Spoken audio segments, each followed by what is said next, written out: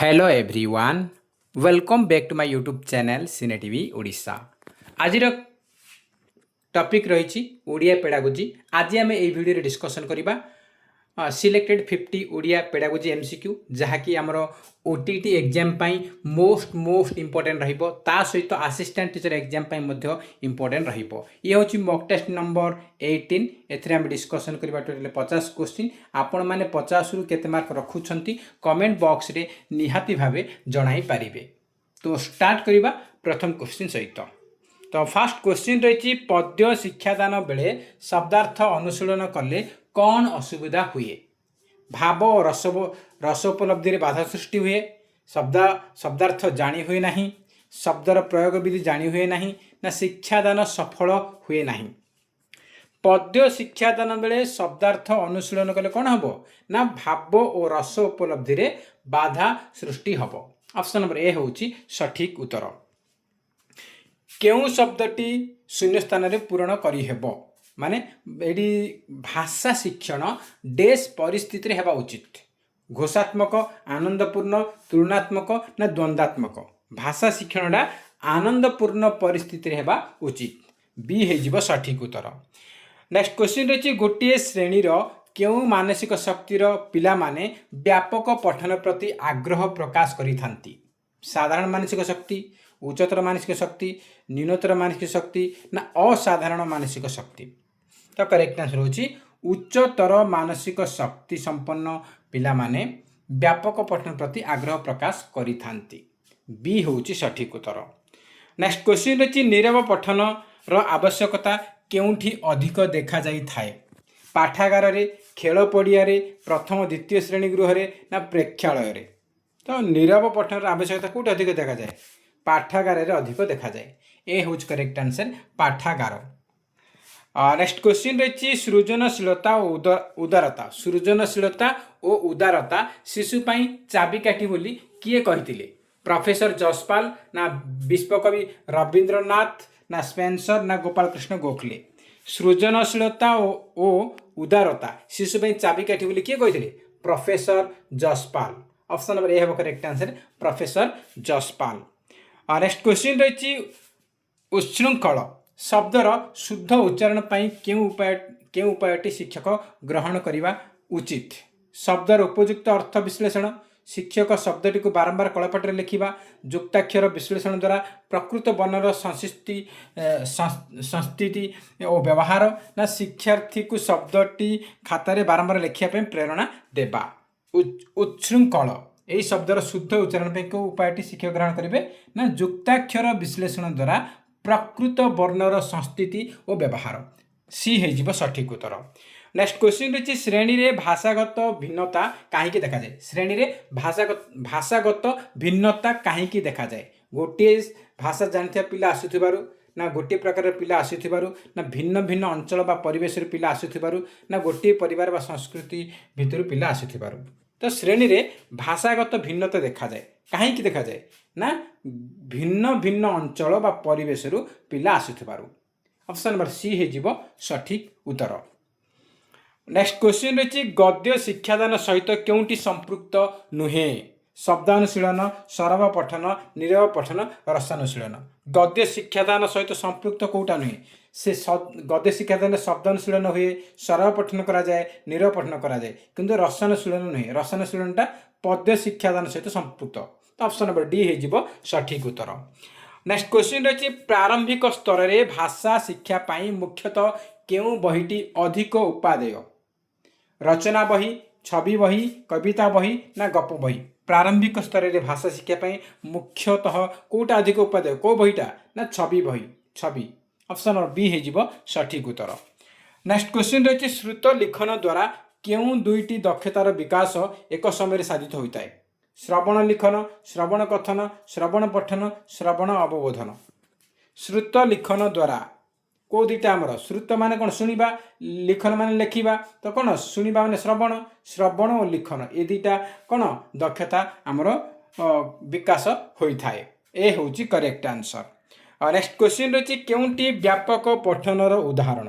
केवल पाठ्यपुस्तकर विषय गुड़ी पढ़ा, पढ़िबा बेले पाठ्यपुस्तक मध्य सीमित रहिबा, बारंबार विषय वस्तु गुड़ी को पढ़िबा, पाठ्यपुस्तक सहित विविध पुस्तक अध्ययन। तो व्यापक पठनर उदाहरण कही, तो व्यापक पठन उदाहरण होची पाठ्यपुस्तक सहित विविध पुस्तक अध्ययन करबा। पाठ्यपुस्तक पढ़िबा ता सहित आमर लाइब्रेरी आमर उपन्यास गला, तापर कमिक्स है, कार्टून, संवाद, न्यूज पेपर सब पढ़िबा। तो ऑप्शन नंबर डी हम सठिक उत्तर। नेक्स्ट क्वेश्चन रही निम्नक्त मध्य केउंटिरे शिक्षार्थीर उत्तर लिखिबारे स्वाधीनता अधिक मिलता है? मुक्त लिखन, सूचनात्मक लिखन, दृष्ट लिखन, श्रुत लिखन। श्रुत लेखन जिते शुणा से लिखुंट ये तो आम कौन स्वाधीनता अधिक रही। दृष्टि लेखन देखी देखी लिखा, तो जिते समय देखिपारे से आम लिखा, यहाँ भी हेनी। सूचनात्मक मान सूचना देती ये कौन 100 शब्द लेख कि 50 शब्द तो ये कौन मुक्त ना ना, तो आम कौन ये आम फ्री ना। तो मुक्त लिखन में आमर उत्तर लिखारे स्वाधीनता अधिक थाए। ऑप्शन नंबर ए हूँ करेक्ट आंसर, मुक्त लिखन। नेक्स्ट क्वेश्चन रही केउं उक्तिटी उत्तम प्रश्नपत्र लक्षण रूपे ग्राह्य? को उक्तिटा उत्तम प्रश्नपत्र लक्षण रूपे ग्राह्य बोली से कही? प्रश्न गुड़िक निर्दिष्ट उत्तरमूलक और संतुलित होता दरकार, प्रश्न गुड़िक एकाधिक उत्तरमूलक होगा दरकार, प्रश्न गुड़िक आनुमानिक उत्तरमूलक होगा दरकार, प्रश्न गुड़िक विषय अति जटिल होगा दरकार। तो उत्तम प्रश्नपत्र लक्षण प्रश्न गुड़िक विषय भित्तिक अति जटिल नहीं, सरल हवा दरकार। जटिल देती हम ना, प्रश्नर उत्तर आनुमानिक हम नहीं, तार गोटे सठिक निर्दिष्ट उत्तर रहा दरकार। आ प्रश्नर एकाधिक उत्तर आसवा दरकार नहीं। उत्तम प्रश्नपत्र माने प्रश्न गुड़िक निर्दिष्ट उत्तरमूलक होता सहित संतुलित हो। ऑप्शन नंबर ए हूँ आमर सठिक उत्तर। नेक्स्ट क्वेश्चन रही मधुसूदन राव को वर्णबोध केउं पद्धति लिखित? शब्दक्रमिक, वर्णानुक्रमिक, ये वर्षा नुह, ये वर्णानुक्रमिक, आउ छवि प्रदर्शनी ना वाक्य गठन प्रणाली। मधुसूदन राव को वर्णबोधटा वर्णानुक्रमिक पद्धति, वर्णानुक्रमिक पद्धति लिखित। ए आमर बी हूँ करेक्ट आंसर, वर्षा ही वर्णानुक्रमिक हम, वर्णानुक्रमिक हम। नेक्स्ट क्वेश्चन रही, तो देखो यहाँ वर्णानुक्रमिक ठीक से लिखी, तो वर्णानुक्रमिक हम। नेक्स्ट देखिबा पाठ योजनार मुख्य लक्ष्यटी कौन? केवल प्रश्न उत्तर कार्यक्रम परिचालन करबा, ना श्रेणीगृह श्रृंखला रखा, ना प्रसंग उपस्थापन गठन गठनात्मक मूल्यांकन और लब्ध ज्ञान परीक्षा, ना पाठ्य विषय वस्तु कलापाठर लिखा। पाठ योजनार मुख्य लक्ष्य होची प्रसंग उपस्थापन करबा, गठनात्मक मूल्यांकन करबा और लब्ध ज्ञान पिलामानकर परीक्षा करबा। ऑप्शन नंबर सी हो सठिक उत्तर। नेक्स्ट क्वेश्चन रही प्राथमिक स्तर में शिक्षादान निमंते केउं पद्धति उपयुक्त नुहे? समव्यापक मूल्यांकन पद्धति, शिक्षण कार्य पद्धति, क्रिया प्रतिक्रिया पद्धति, क्रीड़ा पद्धति। प्राथमिक स्तर में पिला माने पई कौन क्रीड़ा पद्धतिटा बहुत इम्पोर्टाट, बहुत पिला माने खुशी हेबे। क्रिया प्रतिक्रिया पद्धति मध्य हम, शिक्षण कार्य पद्धति हम, किंतु समव्यापक मूल्यांकन पद्धति यहाँ प्राथमिक स्तर में पिला माने पई उपयोगी नुहे। ए हूँ सठिक उत्तर। नेक्स्ट क्वेश्चन देखिए पिलामानकु दल दल करी बसाई सेमानक भितर आलोचना करने को सुजोग देले केउं दक्षतार विकास घटे? कहिबा, पढ़िबा, शुणिबा ना स्वशिक्षण? पिलामानकु दल दल करी बसाई सेमानक भितर आलोचना करे सुजोग दउछन्ती, ताले कोन होची ना से कौन आमर पिलामान भितर से निज निज भितर किसी कथा कि शिखिबे, तो कौन यहाँ स्वशिक्षण हम। स्वशिक्षण दक्षतार विकास घटब, स्वशिक्षण दक्षतार विकास घटब, कौन स्वशिक्षण दक्षतार विकास घटब। डी हूँ सठिक उत्तर। कहीं से शिक्षक रे ना, पिला माने निजे निजे शिखिबे, से राम को किसी जना अच्छी श्याम को पचारे, श्याम डाउट किसी राम को पचार, तो से निजे निजे शिखिबे, तो से स्वशिक्षण हो। नेक्स्ट क्वेश्चन रही शिशुर ज्ञानर अभिवृद्धि पाई कि प्रकार पुस्तक आवश्यक? पाठ्यपुस्तक, पाठ्यतर ना साधारण ज्ञान ना गल्प पुस्तक? शिशुर ज्ञानर अभिवृद्धि पाई पाठ्यतर पुस्तक आवश्यक अटे। बी हो सठिक उत्तर। प्रथम श्रेणीर पाठ्यपुस्तकर नाम कौन? समन्वित पाठ्यपुस्तक, हस खुशी, साहित्य सौरभ ना हस खेल? प्रथम श्रेणी पाठ्यपुस्तक ना हूँ, प्रथम श्रेणी पाठ्यपुस्तक हूँ हस खेल, आ प्रथम द्वितीय श्रेणी हूँ हस खुशी। आ ये दुईटा जाक कौन समन्वित पाठ्यपुस्तक अटे। तमर जदि प्रथम श्रेणी पाठ्यपुस्तक ना पचार हस खेल लिखे, जदि द्वितीय श्रेणी पचार तार कौन करेंगे हस खुशी लिखे। ए दुईटा जाक बही को प्रकार समन्वित पाठ्यपुस्तक अटे। तो ऑप्शन नंबर डी हूँ आमर सठिक उत्तर। नेक्स्ट क्वेश्चन रही प्राथमिक स्तर में मातृभाषा शिक्षण लक्ष्य केउटी नुहे। मानविक गुणावली और मूल्यबोधर विकास, देशपाई उत्तम नागरिक गठन, जातीय संहति और आंतर्जातिक सद्भावना विकास, केवल बही पढ़ार दक्षता अर्जन करने। प्राथमिक स्तर में मातृभाषा शिक्षण लक्षण होउची बा लक्ष्य होउची मानविक गुणावली और मूल्यबोधर विकास घटेब, देशपाई उत्तम नागरिक गठन करने, जातीय संहति और आंतर्जातिक सद्भावना विकास करने। किंतु केवल बही पढ़ार दक्षता अर्जन करने यहीटा तार लक्ष्य नुहे। डी होउची सठिक उत्तर। नेक्स्ट क्वेश्चन रही श्रेणी गृह में परीक्षा उपयोगी जो पठन कराए ताको कौन कह जाए। तात्विक ना व्यापक ना सरल ना जटिल। श्रेणी रे परीक्षा उपयोगी जो पठन कराए ताको कौन कह जाए। तात्विक पठन बोली कह जाए। तात्विक पठन। तात्विक पठनर प्रधान लक्ष्य कौन। बोध ज्ञान हासिल करवा ना अधिक मूल्यांक रखा ना उत्तीर्ण होगा ना चाकरी करवा। तात्विक पठनर उद्देश्य होची बोध ज्ञान। तात्विक पठन प्रधान लक्ष्य होची कौन। बोध ज्ञान हासिल करवा। दैनिक संवादपत्र पाठ करवा कि प्रकार पठन। व्यापक पठन, तात्विक पठन, संवाद पठन ना सरब पठन। दैनिक संवादपत्र पठनटा पाठ करवाटा कौन व्यापक पठन जीव। व्यापक पठन ए हो सठिक उत्तर। नेक्स्ट क्वेश्चन रही गद्य शिक्षादानर उद्देश्य केउटी नुहे। चिंता शक्ति विकास घटाइबा, युक्ति शक्ति विकास, कल्पना शक्ति विकास ना गभीर रसनुभूति। गद्य शिक्षादान उद्देश्य चिंता शक्ति विकास करवा, युक्ति शक्ति विकास करवा, कल्पना शक्ति विकास करवा। किंतु गभीर रसानुभूति एटा पद्य शिक्षादान उद्देश्य। ऑप्शन नंबर डी हो सठिक उत्तर।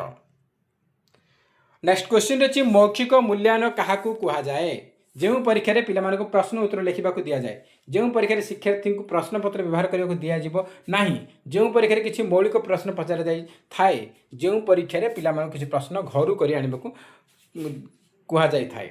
मौखिक मूल्यांकन क्या कह जाए ना, जो परीक्षा रे किसी मौलिक प्रश्न पचार जाए। ऑप्शन नंबर सी हूँ सठिक उत्तर। नेक्स्ट क्वेश्चन रही कमा चिन्ह कहीं व्यवहार करा जाए। वाक्य को वाक्य सह जोड़ापी ना, वाक्य को अन्य वाक्य अपेक्षा कला बेले ना, वाक्य मध्य बेसी विराम आवश्यक है ना, वाक्य मध्य सबुठ कम विराम आवश्यक है। तो कौन हम वाक्य मध्य सबुठ कम विराम आवश्यक है। डी हूँ सठिक उत्तर। नेक्स्ट क्वेश्चन रही क्योंटी मातृभाषा शिक्षण उद्देश्य नुहे। ज्ञानात्मक, बोधात्मक, अभिव्यक्तिमूलक, आत्मविश्वास। मातृभाषा शिक्षण उद्देश्य ज्ञानात्मक अटे, बोधात्मक अटे, अभिव्यक्तिमूलक अटे, किंतु आत्मविश्वास नहीं। ऑप्शन नंबर डी हो सठिक उत्तर। नेक्स्ट क्वेश्चन रही मौखिक परीक्षा शिशुर क्यों दक्षता साधन हुए। लिखन, पठन, भाव विनिमय ना उत्तर देवा। मौखिक परीक्षा कौन हो शिशुर भाव विनिमय दक्षता कौन विकास हुए। ऑप्शन नंबर सी हूँ सठिक उत्तर। नेक्स्ट क्वेश्चन रही प्रतिकारात्मक शिक्षण। प्रतिकारात्मक शिक्षण क्यों प्रकार मूल्यांकन करा जाए। व्यवस्थानमूलक, गठनमूलक, समाप्ति सूचक ना उपरोक्त समस्त। प्रतिकारात्मक शिक्षण पाई क्यों प्रकार मूल्यांकन करा जाए। आमर गठनमूलक बी हो करेक्ट आंसर। शिक्षा वर्ष शेष में प्रमाणपत्र बा सर्टिफिकेट नेबाई जो मूल्यांकन करा जाए कौन कह जाए। शिक्षा वर्ष शेष में प्रमाणपत्र बा सर्टिफिकेट देवाई जो आमर परीक्षा करा जाए ताकू को प्रकार मूल्यांकन करा जाए। व्यवस्थान ना, निदानात्मक ना, समाप्ति सूचक ना, गठनमूलक।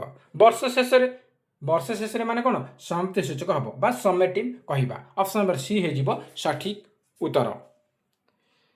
नेक्स्ट क्वेश्चन रही परीक्षणटी समान परीक्षार्थी माने दुई थर देले से माने दुई थर जाक समान नंबर पाती ताहेले परीक्षण क्यों गुण को सूचाए। परीक्षणटी को समान परीक्षार्थी माने दुई थर एग्जाम देले समान मार्क रखुंट ताहले कौन कहवा वैधता ना, विश्वसनीयता ना, वस्तुनिष्ठता ना, उपयोगिता। कौन कहवा ताकू ना विश्वसनीयता बा रिलायबिलिटी आम कहवा। बी हो सठिक उत्तर। नेक्स्ट क्वेश्चन रही परीक्षणटी एपरी हेबा उचित जेपरी यह सहजरे और अक्लेशरे परिचालन करी नंबर दि जाई पारे। यह परीक्षणर क्यों गुण को सूचाऊँच। विश्वसनीयता, वैधता, वस्तुनिष्ठता ना, उपयोगिता। कौन कहवा आम कहवा वस्तुनिष्ठता बोली कहवा। वस्तुनिष्ठता। ऑप्शन नंबर बी हो सठिक उत्तर। नेक्स्ट क्वेश्चन रही विद्यालय में करा एकक परीक्षण क्यों प्रकार मूल्यांकन अंतर्गत। व्यवस्थान, समाप्ति सूचक, गठनमूलक ना, सामग्रिक। विद्यालय में करा एकक परीक्षण एकक परीक्षणटा कौन गठनमूलक हम। ऑप्शन नंबर सी हम करेक्ट आंसर गठनमूलक। नेक्स्ट क्वेश्चन अच्छी नूतन पाठ्यक्रम प्रति शिक्षार्थी आग्रह कार्य कर अभ्यास व्यक्तिगत आचार व्यवहार आदि केते दूर अनुकूल अटे ताहा जानिबा निमंते केउ प्रकार मूल्यांकन करा जाए गठनमूलक समाप्ति सूचक व्यवस्थान ना निदानात्मक कौन कर जाए व्यवस्थानमूलक। ऑप्शन नंबर सी हो सठिक उत्तर। अभयारण्यर व्याख्या आमे किपरि करिपरिबा जो अरण्य मनुष्य क्या भय करे नहीं जो अरण्य वनवासी मनुष्य स्वच्छंद विचरण करती जो अरण्य लोके विविध ऋतु में वनभोजी करती जो अरण्य जीवजंतु निर्भय और स्वाधीन भाव विचरण करती। अभयारण्य माने से भय जो अरण्य जीवजंतु निर्भय और स्वाधीन भाव विचरण करती। डी हूँ सठिक उत्तर। निम्नलिखित मध्य केउंटी अनौपचारिक पत्र अनऑफिशियल लेटर कोटा पचारि वाणिज्यिक सरकारी व्यक्तिगत निमंत्रण सरकारी तो आम रेस्पेक्ट लिखुंट वाणिज्यिक माने बिजनेस आम रेस्पेक्ट दे लिखुंट निमंत्रण कर इनभाइट कर तो आमर रिश्तेदार को तो आम रेस्पेक्ट लिखुंट किंतु व्यक्तिगत घरोई एसबू हूँ कौन एगुड़ाक हूँ आमर अनौपचारिक आम जमती इच्छा सेमती आम लेखिकी देवा तो यहाँ आमर व्यक्तिगत पत्र हूँ अनौपचारिक पत्र सी हूँ सठिक उत्तर। नेक्स्ट क्वेश्चन रही ठीक बना ना शब्द चारिपटे गोल बुलाइबा कह ताहा क्यों प्रकार प्रश्न हम सत्यासत्य उत्तर चयनमूलक पुनःसज्जीकरण ना मेलक मेलक क ख स्तंभ को कौन मैचिंग कर आ सत्यासत्य कौन ट्रू फॉल्स थी आ पुनःसज्जीकरण में एपट सेपट दे सजई लिखे तो ये कौन उत्तर चयनमूलक हम उत्तर चयनमूलक प्रश्न बी हो सठिक उत्तर। गद्य शिक्षादान काल में कठिन शब्द गुड़ी बुझाइवाई निम्नोक्त मध्य केउ उपायटी यथार्थ नुहे मानचित्र अंकन कर बुझाइबा रेखाचित्र साहाय्य बुझाइबा विपरीतार्थबोधक शब्द कहवा गद्य विषय कठिन शब्द गुड़ी बाद देवा तो कौटा यथार्थ नुहे कौच तो गद्य विषय कठिन शब्द गुड़ी बाद देदेले आम पिलाटा बुझे केमती तो यहाँ यथार्थ नुहे डी हूँ आमर करेक्ट आंसर। निम्नोक्त मध्य केउंटी व्याकरण शिक्षादान साधारण उद्देश्य नुहे लिखित भाषा को ठीक भाव पढ़ा शब्द गठन वाक्य गठन कौशल शिक्षा करने मनर भाव को त्रुटिशील लेखार परिप्रकाश करने सुललित स्वर में आवृत्ति बा गान कर कौशल शिक्षा करने कौटा नुहे पचारि तो कौन हम सुललित स्वर में आवृत्ति बा गान करने कौशल शिखा यहाँ पदे शिक्षादान में व्याकरण शिक्षादान उद्देश्य नुहे डी हो सठिक उत्तर। नेक्स्ट क्वेश्चन रही प्राथमिक स्तर में प्रस्तुत समन्वित पाठ्यपुस्तक केउंटी एक विशेषत्व नुहे मूल्यांकन कार्यभित्तिक विमूर्त धारण भित्तिक अभिज्ञता भित्तिक अभ्यास कार्यभित्तिक प्राथमिक स्तर में प्रस्तुत समन्वित पाठ्यपुस्तकटा कौन मूल्यांकन कार्यभित्तिक अटे अभिज्ञता भित्तिक अभ्यास भित्तिक किंतु विमूर्त धारणा भित्तिक नुहे बी हो सठिक उत्तर। नेक्स्ट क्वेश्चन रही लिखित परीक्षा रे क्यों प्रकार प्रश्न रहिबो नाही दीर्घ उत्तरमूलक मौखिक संक्षिप्त उत्तरमूलक वस्तुनिष्ठ लिखित परीक्षा रे वस्तुनिष्ठ आसीबो संक्षिप्त उत्तर आसीबो दीर्घ आसीबो किंतु मौखिक प्रश्न नुहे मौखिक प्रश्नटा मौखिक परीक्षा रे करा जाए बी हो करेक्ट आंसर मौखिक प्रश्न। नेक्स्ट क्वेश्चन रही मौखिक धारा केउंटी शिक्षार्थीर सहायक हुए नाही भाव विनिमय दक्षता विकास लिखन दक्षतार अभिवृद्धि साक्षात्कार जनित भय दूरीकरण भाव प्रकाश दक्षतार अभिवृद्धि मौखिक धारा कौटा शिक्षार्थी में सहायक ना देखो मौखिक धारा कौन भाव विनिमय दक्षता विकास हो साक्षात्कार जनित भय दूर हो भाव प्रकाश कर दक्षता वृद्धि हो किंतु लिखन दक्षतार कौन लिखिले ही लिखन दक्षता वृद्धि हो मौखिक धारा हम ना तो बी हो सठिक उत्तर। नेक्स्ट क्वेश्चन रही बोध शक्तिर विकास जो पठन कराए कौन कहुए तात्विक पठन व्यापक पठन उभय ए बी कौन से नुहे बोध शक्तिर विकास जो पठन कराए कौन कहुए तात्विक पठन बोली कहुए ऑप्शन नंबर ए हूँ सठिक उत्तर। नेक्स्ट क्वेश्चन रही नीरव पठन द्वारा क्यों उद्देश्य साधित होता है वर्णाशुद्धि दूर पठितांशर भावबोध सुगम उच्चारणगत त्रुटि दूर लिखन अभ्यासर अभिवृद्धि नीरव पठन द्वारा कौन हम नीरव पठन द्वारा पठितांश भावबोध सुगम होता है जहाँ भी पढ़ा ताकू भलसे आम बुझीपर ऑप्शन नंबर बी हूँ सठिक उत्तर। नेक्स्ट क्वेश्चन रही निम्नस्थ मध्यरु आज निम्नस्थ मध्यरु केउंटी उत्तम हस्ताक्षर लिखन एक लक्षण अटे धाड़ी गुड़िक सीधा कर लिखा लिखन गति क्रमशः वृद्धि करवा अक्षर गुड़ निर्भुल कर लिखा उपरयुक्त समस्त उत्तम हस्ताक्षर लिखन लक्षण कौन उत्तम हस्ताक्षर लिखन लक्षण हूँ धाड़ी गुड़ सीधा सीधा लिखे लिखार गति टे आस्ते आस्ते वृद्धि करेंगे आ अक्षर गुड़ निर्भुल लिखे तो ऑप्शन नंबर डी हो उपरयुक्त समस्त। नेक्स्ट क्वेश्चन रही सूत्र उदाहरण को आसवा शिक्षादान की प्रणाली आरोह प्रणाली अवरोह प्रणाली आरोह अवरोह ना पाठ्यपुस्तक सूत्र उदाहरण को जाऊ आसवा हूँ कौन अवरोह प्रणाली बी हो सठिक उत्तर। बहुभाषी शिक्षार्थी मानकर भाषागत समस्या दूर करने क्योंटी उचित नुहे उचित पदक्षेप नुहे सरी क्योंटी उचित पदक्षेप अट बोली से पचारि घर भाषा पर गुरुत्व मानक भाषा पर पाठ्यपुस्तक प्रस्तुति मानक भाषा पर गुरुत्व पुस्तकर भाषा पर गुरुत्व बहुभाषी शिक्षार्थी भाषागत समस्या दूर करने घर भाषा को आम गुरुत्व देवाक पड़ो ऑप्शन नंबर ए हम करेक्ट आंसर घर भाषा को आम गुरुत्व देवाक पड़ो। नेक्स्ट क्वेश्चन रही क्योंटी तात्विक पठनर उद्देश्य नुहे नूतन क्लिष्ट शब्द परिचिति भाषागत कौशल हासिल मनोरंजन व्याकरण ज्ञान अभिवृद्धि तात्विक पठन उद्देश्य नूतन क्लिष्ट शब्द परिचित भाषागत कौशल हासिल व्याकरण ज्ञान अभिवृद्धि किंतु मनोरंजन यहाँ आमर व्यापक पठनर उद्देश्य अटे तो ऑप्शन नंबर सी हो सठिक उत्तर। नेक्स्ट क्वेश्चन रही क्योंटी व्याकरण शिक्षादान उद्देश्य नुहे व्याकरण शिक्षादान उद्देश्य कौटा नहीं पिला माने मनर भाव को शुद्ध भाव में कहींपारे कल्पना और चिंताशक्ति विकास साधन करेंगे शब्द गठन और वाक्य गठन कौशल शिक्षा करेंगे मनर भाव को निर्भुल भाव लेखार प्रकाश करेंगे तो व्याकरण शिक्षादान उद्देश्य मनर भाव निर्भुल भाव प्रकाश करेंगे कौन करेंगे आ कौन देखिए आमर शब्द गठन वाक्य कौशल जानवे पिला माने मनर भाव शुद्ध प्रकाश करेंगे किंतु कल्पना शक्ति और चिंताशक्ति विकास साधन करेंगे यहाँ नुहे कौटा नुहे पचार ऑप्शन बी हो करेक्ट आंसर।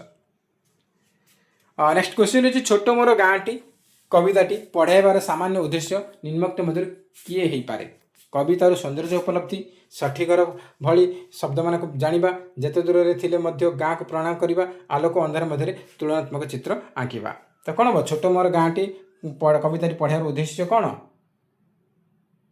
कौन हम ना आमर कवितार सौंदर्य उपलब्धि ये हो करेक्ट आंसर।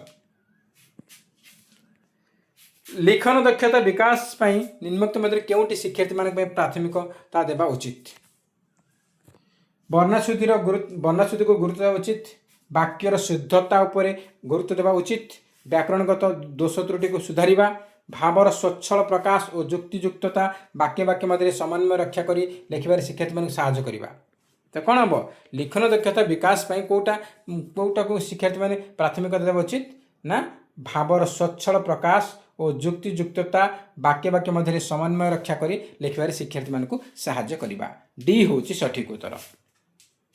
ये थी आज क्वेश्चन जहाँकि आम डिस्कसन कले टोटाल 50 क्वेश्चन डिस्कसन कले 50 केते मार्क रखिंट कमेंट बॉक्स में निहाती जनइबे जदि वीडियो भल लगे ताहले निहाती गोटे लाइक करेंगे ता सहित अधिक मात्रा कृपया सांगसाथी मानक निहाती भाव शेयर करेंगे। तो फ्रेंड्स जय हिंद जय जगन्नाथ।